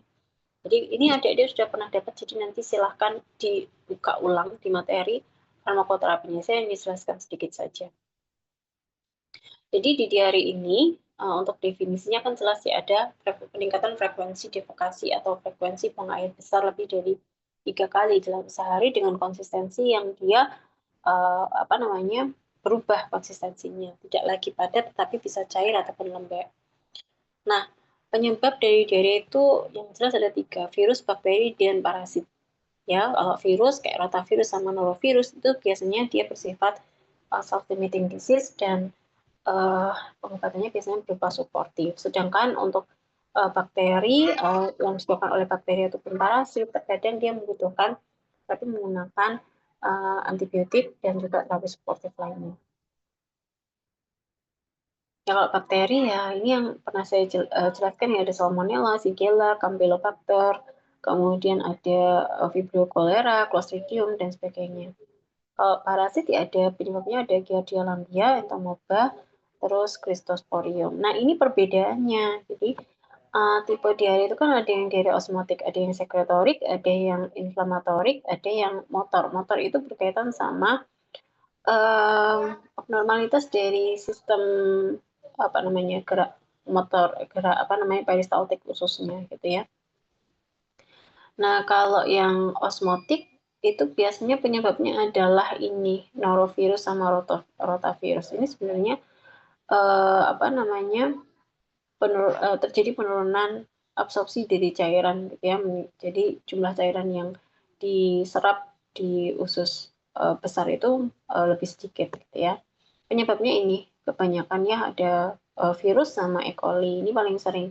Jadi kalau yang mungkin saya pernah ajarkan pada adik-adik itu kan ada dua gitu ya, watery atau inflammatory. Nah, inflammatory secretory ini apa namanya berkaitan dengan uh, apa namanya yang apa tadi watery ya, yang dia itu mengganggu absorpsi. Jadi sekretorik itu kayak apa namanya dia meningkatkan jumlah air yang keluar karena dia bukan mengganggu absorpsinya. Ini dua ini penyebabnya bisa virus ataupun bisa bakteri. Kalau inflamatorik ini biasanya ada darah di situ ya, blood atau ada darah yang muncul di feses pasien. Nah, kalau yang motor ini biasanya disebabkan karena inflammatory bowel disease atau neuropati atau gastropati ya, biasanya ya, gastropati diabetik. Oke, ini kebalik. Maaf. Jadi di sini ada kriteria di mana kita bisa terapi sendiri, mana yang enggak. Jadi kalau misalkan yang uh, apa namanya dehidrasi ringan sampai sedang itu kita bisa treat untuk medikasi. Tapi kalau sudah severe dehydration, gitu ya, kita nggak boleh memberikan saran untuk self medication. Jadi ini sama kayak yang pernah dulu saya jelaskan bahwa ini diarenya ini dilihat dari tingkat dehidrasinya. Kalau dia kehilangan cairan kurang dari 3% atau kehilangan berat badan kurang dari 3%, itu maksudnya ke dehidrasi ringan. Yang 3 sampai 9% dehidrasi sedang, yang ini berat, gitu ya. Nah, ini ada beberapa tanda dan gejalanya. Dan di sini yang bisa kita lakukan adalah kalau dehidrasi ringan sama sedang, kita bisa mulai menggunakan apa namanya rehydration therapy atau fluid terapinya. Gitu ya. Jadi ini bisa dilihat sendiri nanti. Nah, ini ada terapi farmakologi yang bisa dipakai. Jadi ada beberapa terapi farmakologi terapi yang bisa dipakai dari terapi non farmakologi sama farmakologinya. Jadi kalau terapi non farmakologi itu hidrasi pasien. Jadi ini intake cairannya mau dari makanan, kuah itu tetap harus ada. Jadi jangan jangan karena diare maka dia nggak dikasih makan, nggak dikasih minum supaya mampet gitu ya. Padahal enggak, yang justru ada adalah dia dehidrasi, lemes nanti. Jadi tetap dia harus makan dan minum seperti biasa. Kemudian usahakan menjaga pola makan sehat, jadi hindari makanan-makanan yang pedas untuk sementara waktu gitu ya. Jadi makanan pedas, kecut dan sebagainya itu dihindari. Kemudian penggunaan prebiotik ya, itu diduga dia akan meningkatkan apa namanya ya jumlah flora normal yang ada di usus gitu ya. Jadi ini bisa dipakai. Kemudian uh, untuk terapi farmakologinya itu biasanya bisa menggunakan oralit atau cairan rehidrasi. Bisa kayak oralit, renalit ya. Nanti sini penting adik-adik menjelaskan bagaimana cara membuat oralit yang benar. Jadi kalau oralit itu kan harus dilarutkan dalam 200 cc air gitu ya. Maka adik-adik harus bisa mengedukasi 200 cc air itu harus berapa gitu, harus berapa banyak gitu ya. Nah, adik-adik bisa nanti menggunakan gelas yang memang tersedia di seluruh rumah tangga misalkan ya. Boleh pakai itu, coba diukur pakai gelas ukur dulu. Kalau 200 itu 200 ml berapa, coba dimasukkan ke situ. Nah, adik-adik nanti bisa ngasih pengandaiannya gitu ya. Jadi nanti sekian Bu pakai gelas yang kayak gini gitu ya. Itu harus, apa namanya, kalau misalkan oralit itu cara melarutkannya harus benar, jadi nggak boleh airnya terlalu sedikit. Nah, itu nanti jadinya bukan cairan, apa namanya, cairan isotonis nanti kalau terlalu sedikit, atau jangan terlalu encer. Kalau terlalu encer ya berarti nanti dia akan menjadi cairan yang hipotonis, makanya harus tepat, gitu ya. Kemudian bisa juga pakai Attapulgite atau Kaolin-pektin, ini sama-sama adsorben, dia fungsinya adalah menyerap dari racun-racun dari yang dihasilkan oleh bakteri atau bakteri itu sendiri akan terserap. Cuman untuk Attapulgite sama Kaolin-pektin itu di aturan pakainya hanya boleh digunakan pada pasien 6 tahun ke atas. Kemungkinan besar karena pada anak balita itu kan mungkin apa namanya ditakutkan akan mengganggu terjadinya penyerapan dari nutrisi dari anak tersebut sehingga biasanya tidak digunakan Kaolin-pektin. Ini boleh digunakan pada pasien dewasa ya, anak 6 tahun ke atas itu boleh pakai. Kemudian zinc, ini yang saya tebelin itu adalah terapi yang utama ya, ada rehidrasi sama zinc. Kalau zinc mungkin adik-adik sudah ingat ya bahwa zinc ini harus digunakan selama 10 hari berturut-turut meskipun dia sudah membaik ya. Kemudian ada bismut salisilat kayak gini bentuknya. Ini fungsinya macam-macam. Dia ada untuk proteksi mukosa, kemudian dia akan menurunkan produksi apa namanya proinflamasinya. Jadi dia sebagai antiinflamasi dan juga dia akan mengikat dari enterotoksin yang dihasilkan oleh bakteri. Kalau loperamid ini kalau saya lihat di OWA kok nggak ada, jadi dia tidak boleh dipakai ya pada untuk suami medikasi. Um, dan loperamid itu hanya boleh dipakai kalau usianya 6 tahun ke atas gitu ya. Ada juga yang literatur yang 4 tahun ke atas karena resiko apa namanya obstruksi usus ya, dia akan mengganggu motilitas usus pada anak-anak. Itu ya. Jadi ini untuk beberapa terapinya. Ini algoritma terapi atau algoritma swamedikasinya. Jadi ini kalau kita lihat di algoritma swamedikasi ini, uh, bentar ini ya. Kalau dehidrasinya itu, ini untuk anak kurang dari 5 tahun ya, 5 tahun ke bawah. Jadi kita lihat history takingnya. Kemudian setelah itu kita lihat apakah bagaimana kondisi apa namanya dehidrasinya. Kalau misalkan dia itu dehidrasinya berat, ada tanda-tanda shock, maka dia harus segera dibawa ke rumah sakit ya. Tapi kalau dia dehidrasinya 3-9%, maka ini kita bisa mulai nih menggunakan apa namanya si oralit 50 sampai 100 ml per kilogram berat badan setiap 3-4 jam. Ini harus dihitung, ada harus hitung. Nah, kalau misalkan kondisinya membaik gitu ya, maka bisa dilanjutkan tiap 4 sampai 6 jam. Jadi jangka waktunya lebih panjang gitu ya. Maksudnya jeda waktunya lebih panjang. Terus kalau misalkan dehidrasinya itu lebih rendah, kurang dari 3%, ini biasanya di apa namanya pakai ya makanan biasa aja gitu ya. Jadi makanan biasa aja bisa, nggak perlu menggunakan apa namanya menghitung cairan tadi enggak. Jadi regular diet aja. Kalau misalkan mau ditambahkan elektrolit boleh gitu ya. Kalau misalkan setelah BAB gitu. Nah, nanti baru itu setelah apa namanya setelah diberikan terapi ini ya di asesmen dia bagaimana kondisi dehidrasinya. Nah, terus kalau misalkan apa namanya dia tidak mentoleransi gitu ya, jadi dia nggak efektif menggunakan terapi ini ya berarti harus dirujuk ke ke dokter gitu ya. Kalau misalkan kondisinya membaik dalam 48 jam ya berarti di stop ya terapinya. Oke, mungkin itu saja ya yang bisa saya sampaikan. Ini ada beberapa slide yang mungkin ada kebalik-balik gitu ya. Tapi yang jelas di sini saya ingin menyampaikan bahwa di sini yang saya tekankan adalah bahwa ada alur algoritma swamedikasi yang perlu adik-adik ikutin di situ untuk membiasakan adik-adik bagaimana kemudian menilai kondisi pasien, apakah dia itu boleh diswamedikasi atau tidak, dan mengenali tanda-tanda terjadinya kegawat daruratan. Jadi kalau kalau saya lihat Ini saya mungkin balik lagi ke sini ya, ke yang diare. Jadi diare itu adalah salah satu bentuk gawat daruratan, ini harusnya ke sini. Jadi diare itu salah satu bentuk gawat daruratan yang cukup sering sering muncul. Jadi ini harus adik-adik pahami. Kayak misalkan ada pasien datang, anak-anak yang datang gitu ya. Adik-adik menilai ibu turgor kulitnya gimana. Jadi kayak misalkan bu, adiknya masih nangis, eh, bisa nangis atau misalkan rewel atau enggak. Terus minumnya gimana? Dia masih mau minum atau enggak? Terus kalau nangis keluar air mata atau enggak, itu perlu ditanya untuk menilai apakah kemudian pasien mengalami dehidrasi atau enggak. Terus kita lihat turgor kalau anaknya di bawah, coba dicek turgor kulitnya. Kalau anaknya tidak di bawah, ya ditanya, ibu kalau adiknya dicubit, misalkan perutnya dicubit gitu, kulitnya balik atau enggak? Itu harus ditanyakan.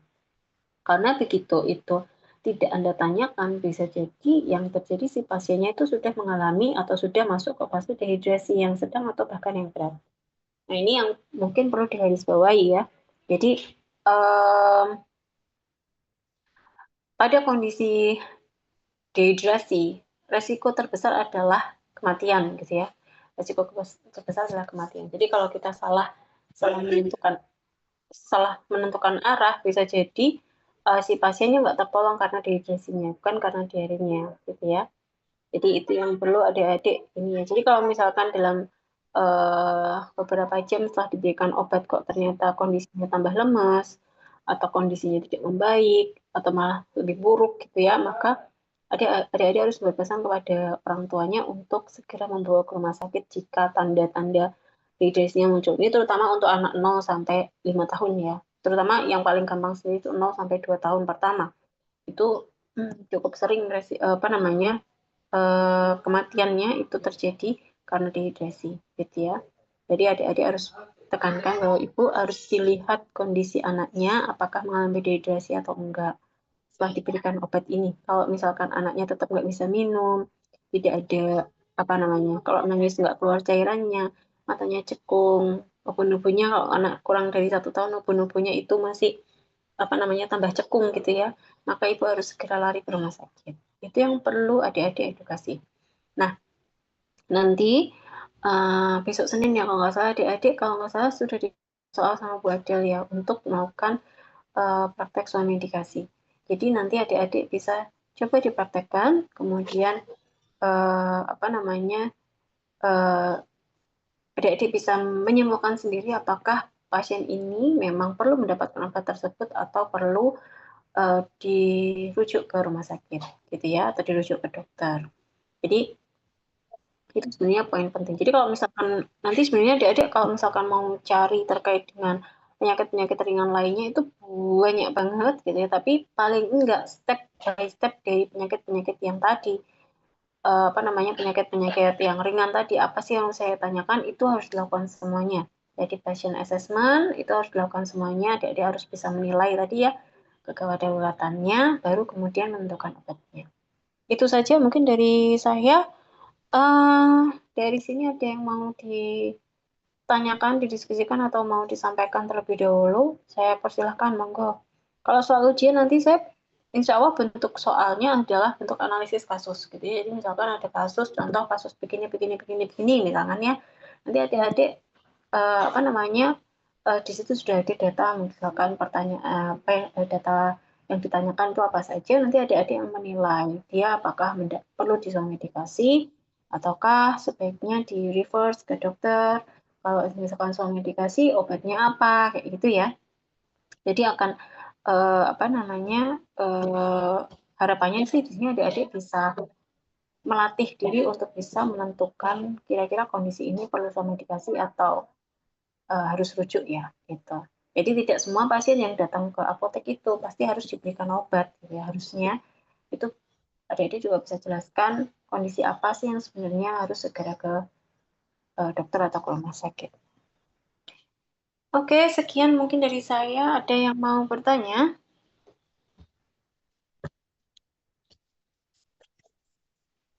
Mohon maaf Ibu, izin menyampaikan mengenai presensi untuk yang kelas B Ibu. Resensi. Belum ya, Mbak, ya? Iya, Bu, ada 2 yang belum presensi, Bu. Ini dua orang apa 2 kelas? Dua, dua pertemuan, Ibu, yang belum presensi. Oh ya? 2 kali pertemuan. Nggih, Ibu. Saya semua? Nggih, untuk Bu Emma 2 sama Bu Afifah ada 1, Ibu. Oh, oke, baik. Nanti saya coba ganti aja ya. Karena kalau memutihan sekarang agak sulit karena, yang memegang tampuk kepemimpinan kan sedang berganti dari Bu Fiftin ke Prof. Ari.